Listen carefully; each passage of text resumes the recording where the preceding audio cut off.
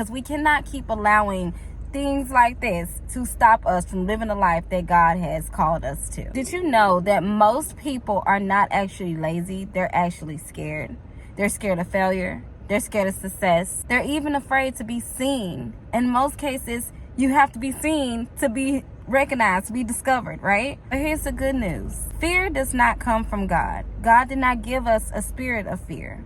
In the Word of God in 2 Timothy, it actually says that God did not give us a spirit of fear, but a power and a sound mind. I want you guys to cast out fear because it is not a part of your identity. It is something you picked up along the way. Second thing I want you guys to think about is to check on who is talking. Whatever voice in your head is saying that you're not good enough, you're not smart enough, you're not pretty enough, you're not creative enough, that voice is not from God. It is not from above. It is not from the divine. It's not. I'm afraid of this. I'm afraid of that. So you're going to pair that with the voices. Of course, it's going to elevate and be loud like, yeah, you're not good enough. Yeah, you can't do it. Especially if you're doing something that you've never done before or experiencing something you've never done before. Of course, it's going to be like, oh my God, on 10. You know, God corrects us. He does not shame us. And I want you guys to remember that. The third point I want you guys to realize is that you need to stop waiting for perfection. There will never be a perfect time for anything.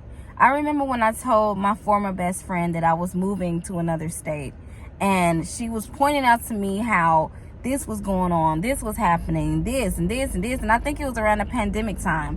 It was a lot going on. But you know what? It's always going to be a lot going on. There is never going to be the perfect time. You'll never have the perfect amount of money. You'll never have the perfect, like, it's life. And life can be unpredictable. It's like a common form of self-sabotage. Why? Because it's never going to be a perfect anything. I don't care what you do. It's always can be improved. It always can be better. It always can whatever. You know what I mean? It's never going to be just right. You know, like nothing. Even if you're the best at something, you can always improve. It's a trap. Another point that I want to touch on, you guys, is realizing that progress is still something. A lot of us get confused thinking that just because things have not blown up or became this big thing, or this relationship has not happened yet, that we're not moving in the right direction, or that it's just not it for us. So we mentally self-sabotage our opportunities, our relationship opportunities, our job opportunities, any opportunity that we may have, because we feel as though the steps are too small. Many people don't see small steps as progress. This is why they quit too soon, too early, and they walk away from situations that they were actually meant to stay in. I'm gonna leave you with this on this point. If it aligns with God, then it matters. If it's driven by faith, then it matters.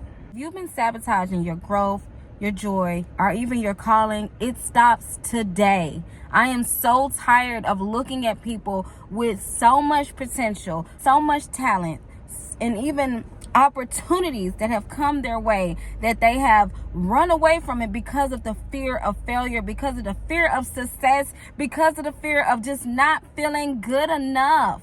And I myself have done it many of times, which is why I feel like I'm so much qualified to speak on this topic. Self-sabotage is a trap. And if we do not get it under control, if we do not bring it to God, we're going to find ourselves constantly in this carousel of lies, fear, and regret. Because you're going to look back many years from now and be like, I shoulda, coulda, woulda. And why does that matter? It's not going to matter then. It's not going to matter then, and you're going to be like, oh my God, and then it's going to repeat itself because you're going to be building off of guilt at that point in time as well. This video is for everybody, because nobody is excluded from self-sabotage, because any and everybody could have experienced it in some shape, form, or fashion. There is something you did not do because of your thoughts. There is something you did not say or wear even because of the fear of certain things. But let me tell you something. You never know what you do, how much it affects somebody else. I cannot tell you guys how many times somebody has told me, you have blessed my spirit with when you said this, or you done this, or you've encouraged me to even step out of my comfort zone with wearing certain clothes. Like, this is a big deal, you guys. Self-sabotage is a big deal, and I want you guys to get a hold of it and break that chain. Obviously with God's help, of course. We got to get out of this. And I'm saying this because I had to get out of it. I walked away from so many opportunities. I let myself down so many times. I cried so many nights, and I just couldn't deal with it anymore. Make sure you guys like, comment, and subscribe. And let me know some of your experiences with self-sabotaging. What are some opportunities that you think you have missed because of your thoughts and your feelings? Let me know in the comment section below. And I cannot wait to see you beautiful souls in my next upload. Also, don't forget to follow me on Lemonade, y'all. That's my little second home. I love you guys. I'll see y'all soon. Bye.